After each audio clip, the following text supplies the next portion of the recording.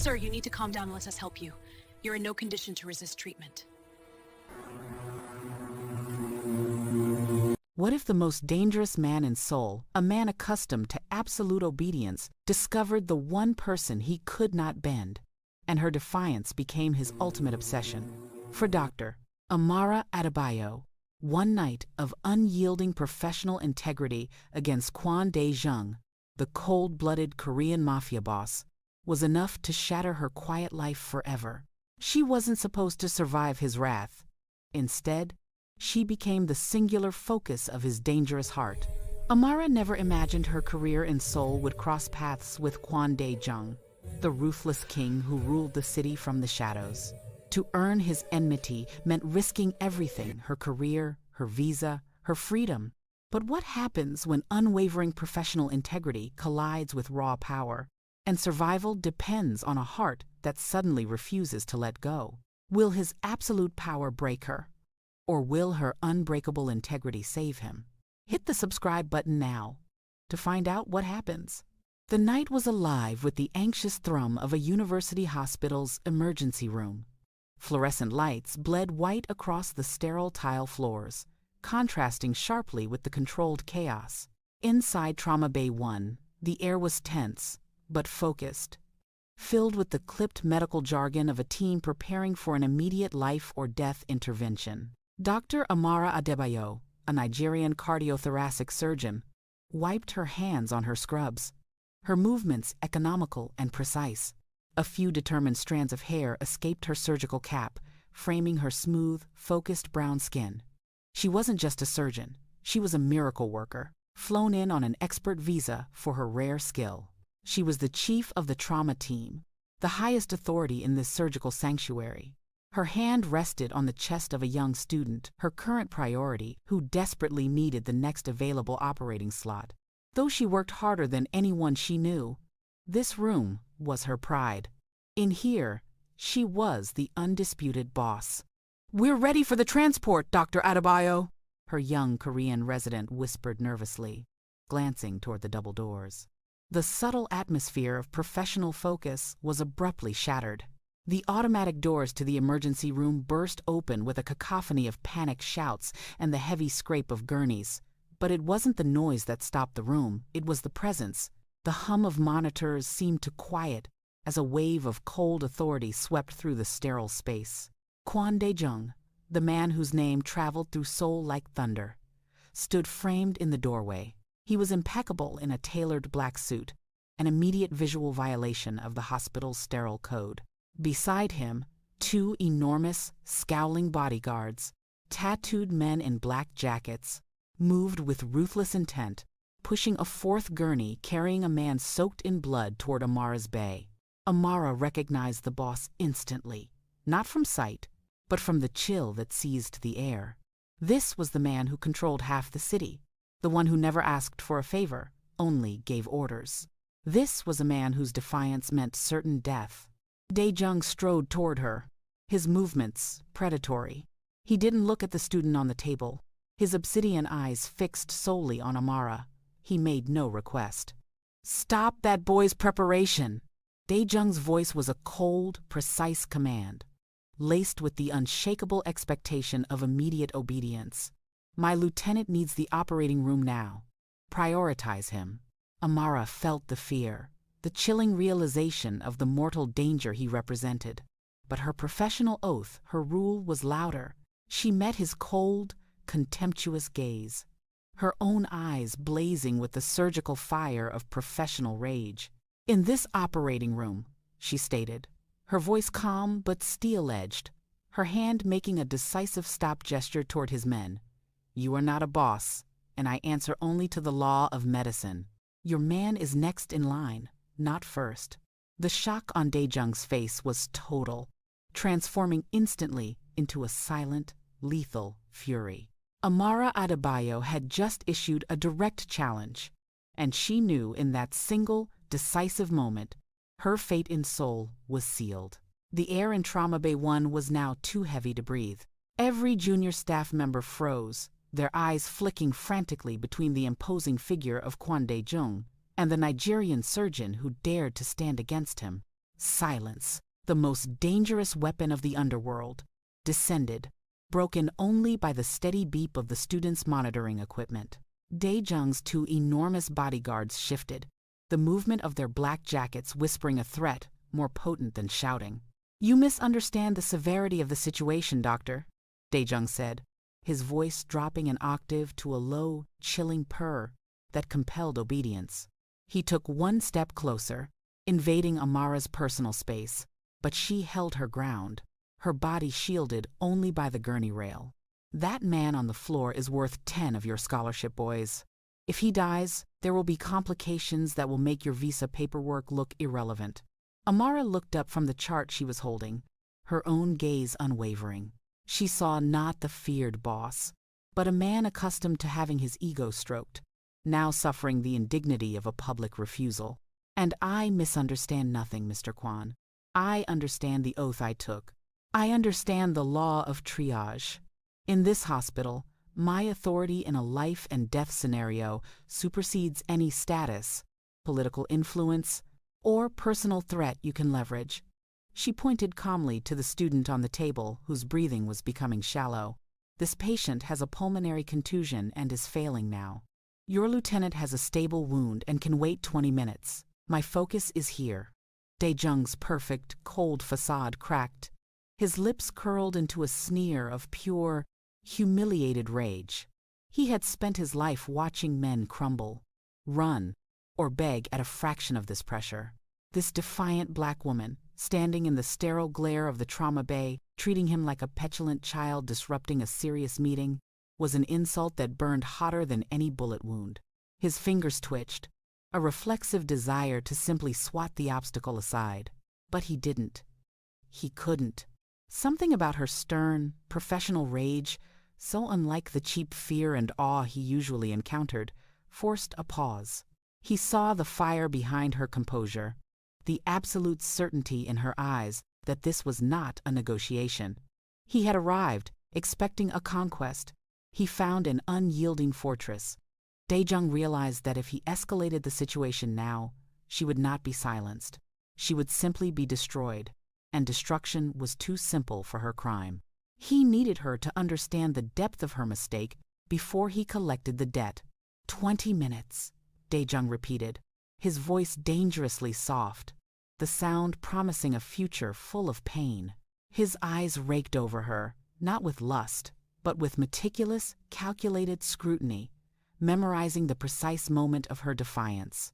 He signaled his bodyguards, who reluctantly wheeled their man into the holding area. Amara didn't watch him leave. The moment he stepped back, the tension in her own jaw eased, and she snapped back into action. "Anesthesia, we're good to go. Let's move this patient now." She led the charge to the OR, her mind instantly compartmentalizing the terrifying encounter, burying the image of Dae-jung's furious, obsessed face deep beneath her surgical focus. She had won the battle for the operating table, but as the doors swung shut, she knew the war for her life and soul had just begun. The quiet promise in Dae-jung's departing gaze lingered, a cold, invisible hand wrapped around her throat. He would not forget, he would not forgive, and he would not simply let her be. The silence of the subsequent 48 hours was the most terrifying sound Amara had ever known. It was the silence of a hammer pulled back, the stillness before the executioner speaks. Kwon Dae-jung's lieutenant survived, saved by another surgeon after Amara enforced the triage, but the victory felt hollow.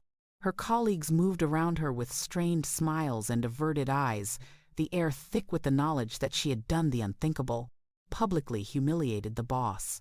She knew his retribution wouldn't come from a knife. It would come from a system he owned. The call came mid-morning. Not a scream, not a threat, but a crisp, official request from the dean's secretary for an immediate meeting. Amara stripped off her blood-stained scrubs, exchanged them for a dark professional suit, and walked the familiar hallway to the administrative wing. The dean, a man whose spine usually bent like cheap wire around money and influence, sat behind his polished mahogany desk, looking pale and ill. He had the look of someone forced to commit a terrible crime. "Dr. Adebayo," he began, avoiding her gaze and shuffling a thick file. "I have received a communication from the Immigration Office, forwarded through the Ministry of Health." He cleared his throat, the sound dry and small in the large office. "There appears to be an irregularity regarding the initial filing of your expert work visa application 5 years ago. A critical discrepancy in the certification of foreign credentials." Amara didn't need to read the documents he placed before her, a sheaf of papers covered in official seals and arcane jargon. The accusation was absurd. Her Nigerian credentials had been scrutinized for a year before she was granted the visa. But the paperwork was immaculate in its malice, citing obscure regulations and impossible deadlines. The language was cold, unforgiving, and absolute. "This is bureaucratic nonsense," Amara stated, keeping her voice level, though a cold dread was pooling in her stomach. "I cleared every single hurdle necessary to practice here." The dean finally met her gaze, and his eyes held pity mixed with a deep, paralyzing fear. "I am so sorry, Doctor. The order is explicit. Due to these unforeseen and critical technicalities, your visa status has been abruptly revoked. You have exactly 72 hours to settle your affairs and leave the Republic of Korea." It was brilliant. It was silent. It was Kwon Dae-jung. He hadn't sent an assassin. He had sent the government. He hadn't destroyed her body. He had systematically dismantled the structure of her professional life, removing her sanctuary from under her feet. It was his precise message: "I don't need to touch you to break you. I simply remove your right to exist here." Amara took a deep, surgical breath, forcing the immediate, blinding panic down. She understood the implicit deal. Her life was safe, protected by the Mafia Boss's strange, transactional code. But her career, her very identity in this city, was the price of her defiance. He expected her to descend into chaos, to beg, to call him for a desperate reprieve. But as she looked at the official documents that spelled the end of her life in Seoul, the rage that had been brewing since the trauma bay crystallized into a quiet, unforgiving resolve. They wanted her to leave with shame. They wanted her to acknowledge his dominance. She would not. If she had only 72 hours, she would spend them upholding the professional integrity Dae-jung had tried and failed to shatter. She would leave Seoul with her pride intact, a surgeon till the final minute. His punishment had landed, but it hadn't broken her, it had only solidified her war against him. The clock over the hospital lounge entrance seemed to tick louder than any vital sign monitor. 48 hours had passed since the dean's trembling hand delivered the notification. Her expert visa was terminated. 72 hours was all Dr. Amara Adebayo had left to dismantle the life she had painstakingly built, a life Kwon Dae-jung had reduced to a bureaucratic error with a single, silent command. He had expected her to break. He expected the panic of a cornered foreign specialist, the desperate emails, the frantic calls, perhaps even a tearful, humiliated meeting where she would trade her pride for a stay of execution. He wanted her to crawl back to the trauma bay and admit that his power outweighed her oath. But Amara was a fortress built on conviction.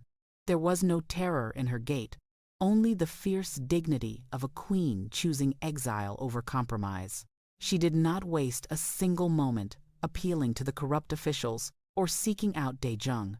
Instead, she poured her remaining energy into the future of her department.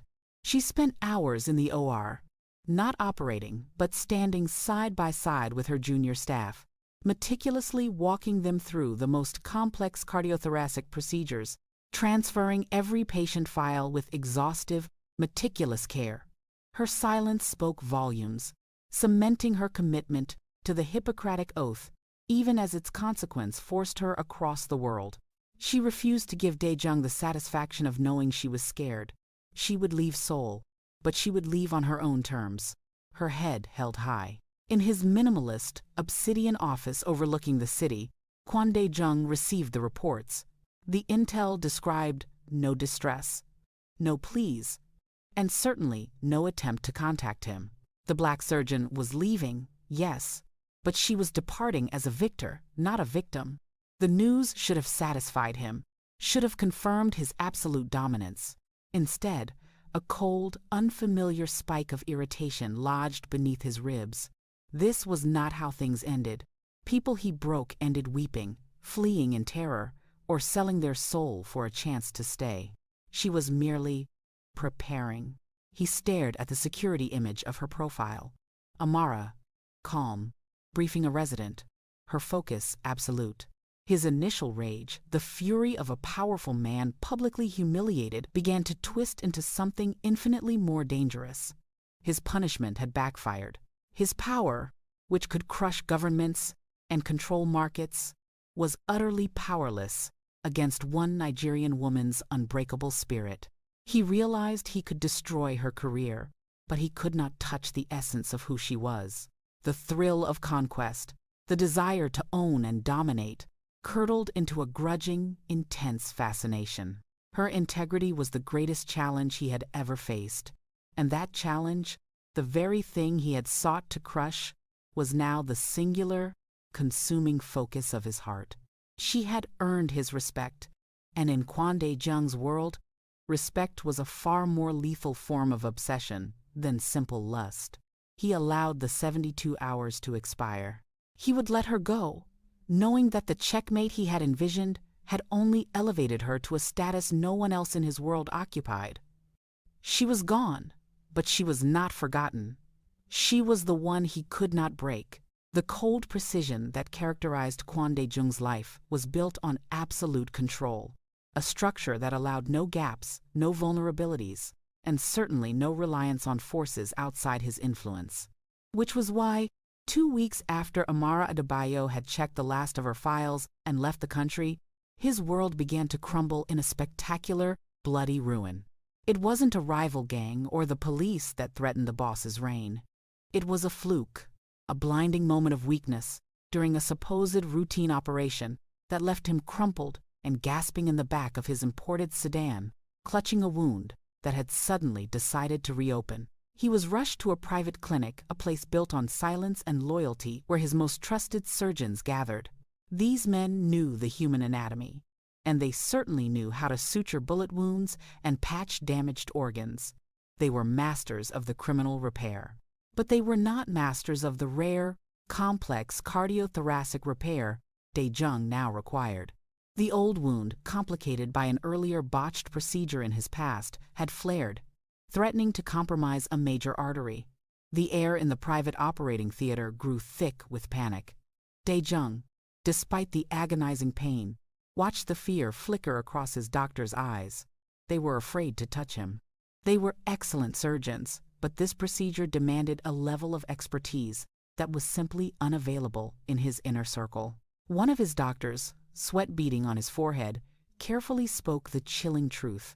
"Boss, this requires the finesse of a specialist, someone with experience in this specific arterial scaffolding. We can try, but the risk of internal hemorrhage is near absolute." Lying there, tethered to a failing body and facing a death he hadn't planned for, the boss of Seoul's largest criminal syndicate had an epiphany, sharp as the scalpel the surgeon held. His power, his money, his fear, none of it could buy him life now. The only thing standing between him and the grave was competence. Unwavering, uncompromising, and terrifyingly rare competence. He closed his eyes, his breathing shallow. He saw her face, not in the frantic trauma bay, but in the memory of the airport terminal surveillance footage he had obsessed over. Dr. Amara Adebayo, calmly handing over her identification, her posture straight, her gaze steady, choosing integrity over the survival of her career. He had tried to break her spirit with bureaucracy. Now, his very life depended on the strength of that spirit. He needed the woman he had tried to destroy. He needed the black African surgeon who had dared to look him in the eye and say no. The realization tasted like ash and swallowed his fury whole. The forced surrender to a higher authority, the law of medicine, was absolute. He realized he didn't just want her. He needed her. He needed the skill he had scorned, the integrity he had dismissed. Dae-jung opened his eyes and gave a single, difficult order to his most loyal bodyguard. "Find her. Now, don't touch her, just bring her to me. The underworld had devoured Kwon Dae-jung, not with a roar, but with a sudden, septic rot. The internal wound, a complication from a rival's desperate retaliation, had been ignored by his arrogance. His own trusted medical staff, the doctors bought and paid for, could only stare at the monitors with panicked incompetence, terrified to admit they lacked the specific surgical skill required to save their boss. In his opulent, secure panic room, the Mafia King faced a terrifying truth. His armies, his wealth, his total control over the city meant nothing against the decay in his own chest. He needed a heart surgeon, but not just any heart surgeon. He needed the one whose ethics he had tried to crush, the one woman whose skill he now realized was the only certainty in his universe. Dae-jung, weakened and pale, gave the order, one he never thought he'd utter: find her, stop her. Meanwhile, Dr. Amara Adebayo was walking away from Seoul. She moved through the cold, vast expanses of Incheon International Airport with a calm that bordered on exhaustion. Her expert visa had expired 30 minutes ago, and the briefcase, containing all the professional life she could carry, felt heavy in her hand. The polished tiles of the terminal reflected the quiet resignation in her eyes. She hadn't bowed, she hadn't begged, and she hadn't compromised. She had lost the city, but she had kept her soul. She passed the final security checkpoint and walked toward Gate 15, the gateway to her forced exile. Just as the automated voice announced the final boarding call for the flight, a tremor of disruption hit the air. It wasn't loud, but it was absolute. Two of the airport security guards froze, their eyes fixed on a figure moving rapidly through the thinning crowd. It was Kwon Dae-jung. He was in his signature black suit, but the tailoring couldn't hide the desperate tension beneath the fabric. He was alone, save for a single, frantic bodyguard, not the usual small army. His face was a mask of cold fury, yes, but it was undercut by something raw and debilitating. Genuine fear. The faint stain of old blood showed on the crisp white collar of his shirt. He was wounded, vulnerable, and moving with the driven, painful desperation of a predator who had suddenly become prey. He stopped just short of the gate, cutting off her path. The small group of travelers froze, sensing the lethal energy radiating from him. Amara stopped too, the cold weight of her briefcase settling on the ground beside her. This was the moment of inevitable confrontation she had refused to invite. Dae-jung stared at her, his intense obsidian eyes stripped of their previous entitlement. He didn't issue an order, he didn't make a threat. He merely extended one hand toward her, the most powerful man in Seoul reduced to a primal plea. His voice, usually a cold steel command, was rough. "I need you, doctor," he admitted, the words tasting like ash in his mouth. "They can't save me. Only you can." The admission hung in the cold, fluorescent air, heavier than any physical blow. Amara felt a surge of adrenaline, but beneath it, the dawning, terrifying realization. He had just handed her his life, and with it, he had surrendered all his power. She looked at the man who had destroyed her career and understood with absolute clarity that the rules of their game had just flipped. She was no longer the subject of his vengeance. She was the absolute authority, and Kwon Dae-jung's life was now hers to command. The silent departure lounge, usually a space dedicated to hurried goodbyes and the promise of distance, became an unholy negotiation room. Dae-jung's breath was ragged, his tailored suit unable to conceal the rigid tension around his bandage. He looked like a wounded king, forced to discard his crown for a beggar's bowl. Amara, however, had never felt more centered. The fear that had stalked her for 3 days, the fear of a lost career and a forced return, had vanished, replaced by the cool, ethical authority of her oath. She looked at the man who had effortlessly broken her life and now, desperately, needed it back. "You need a surgeon, Mr. Kwon," she stated, her voice resonating with professional detachment. She did not use his honorific. The title felt irrelevant here. "Not a doctor. You need me. And you know better than anyone that nothing of value is free." Dae-jung's fierce eyes flickered. Humiliation was a new emotion for him, visible in the tight clench of his jaw.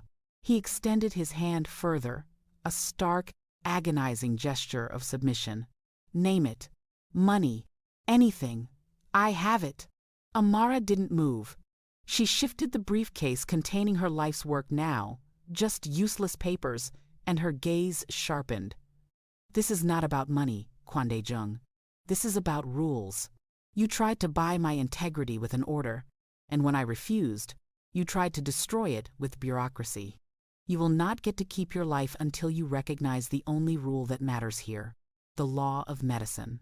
She took a slow, deliberate step toward him, forcing him to hold his desperate posture. "I will operate, but only under two non-negotiable conditions." She held up a finger, rigid and unyielding. "First, my expert visa will be fully and instantly reinstated, not through some quiet fix, but with a public rectification by the officials who revoked it. You will publicly undo the lie you told about my competence." Dae-jung, in his pain, could only give a curt, single nod, his pride visibly fracturing under the demand for such public retraction. "Second," Amara continued, her voice lowering, striking at the very core of his criminal enterprise, "you will fund a massive, permanent charitable healthcare project for the community you currently exploit. Hospitals, supplies, staff. It will be large enough to be untouchable and permanent enough to be your lasting apology." She watched the calculation in his eyes, the swift assessment of risk versus reward. Saving his life was priceless. The conditions were merely the cost of his soul. A low, guttural sound escaped Dae-jung's throat. He knew she was asking him to bow, not just to her skill, but to her moral authority, demanding he use his darkness to create a light. He looked at the boarding sign flashing final call for her flight, then back at the woman who had already won. "Done," he rasped, the single word carrying the weight of his surrendered empire. He was entirely under her power now, physically dependent and morally defeated. The Mafia King had just accepted the rules of the Nigerian surgeon. The operating room was a cold, high-gloss tomb. Unlike the chaotic, brightly lit emergency bay where their battle of wills had begun, this space was serene, absolute, and entirely Amara's domain. Kwon Dae-jung, the man who had ordered the dismantling of her life, now lay on the table, stripped of his tailored suit, his aura of power reduced to a fragile body covered in sterile green drapes. His life, which once spanned continents of shadow and control, had shrunk to the beating of an erratic heart, visible only to the woman he had tried to break. Amara stood over him, her focus a razor's edge.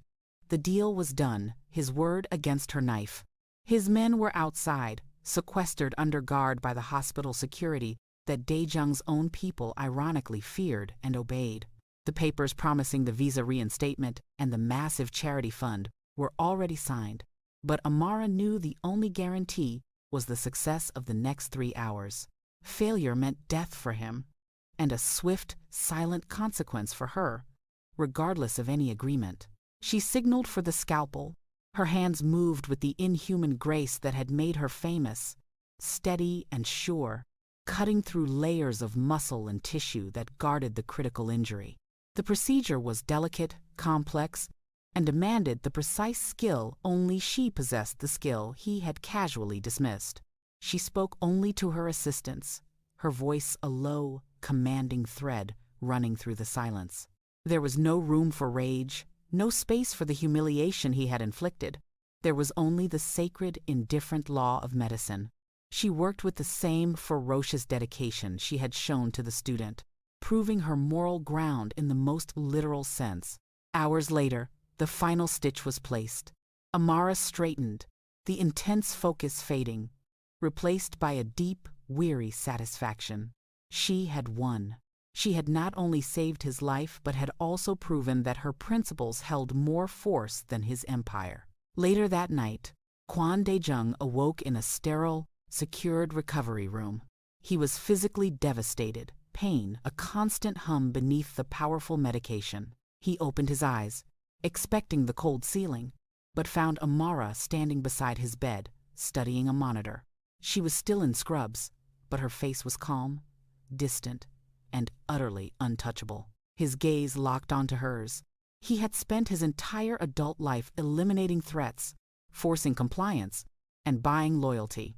Now, he was completely at the mercy of the woman who had defied him, the woman who had demanded he trade his power for his survival.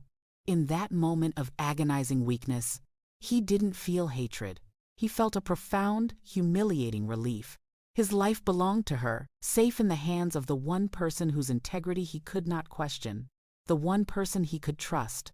The role reversal was complete.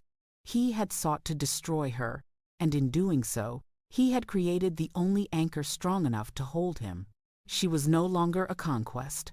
She was the essential force, the moral and professional bedrock upon which his very existence now rested.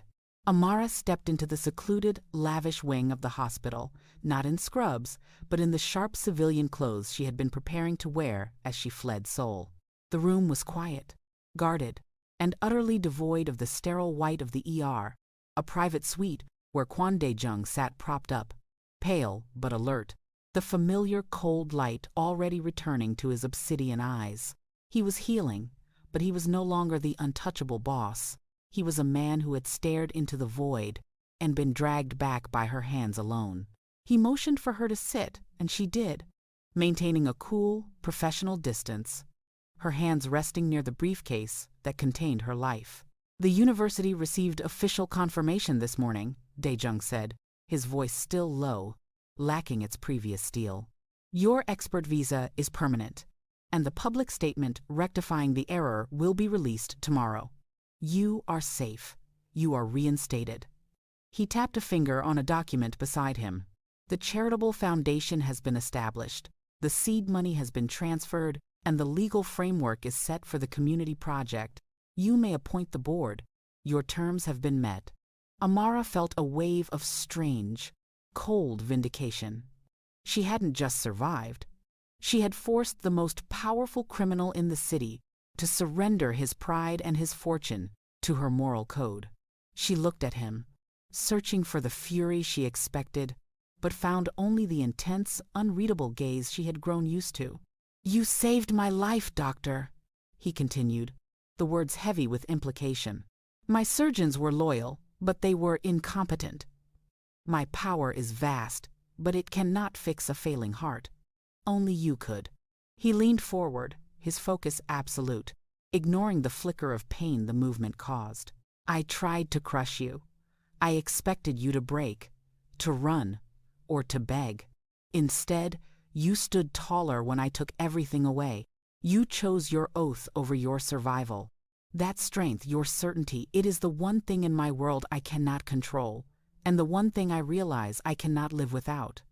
The air thickened, laced with the danger that always followed him, but now mixed with something raw and utterly exposed. "I do not want to control you anymore, Amara," he confessed, dropping the formal honorific, allowing his voice to carry the weight of his heart. "I want your strength at my side. I want the woman who can look me in the eye and say no. Stay, not as a possession, not as a prize for winning, but as my equal." He extended his hand across the mahogany table, offering a silent pledge. "Stay as my partner. I have earned your forbidden respect. Now let me earn your heart. You have the moral high ground, always. I want to build a life where I finally answer to someone whose laws are true."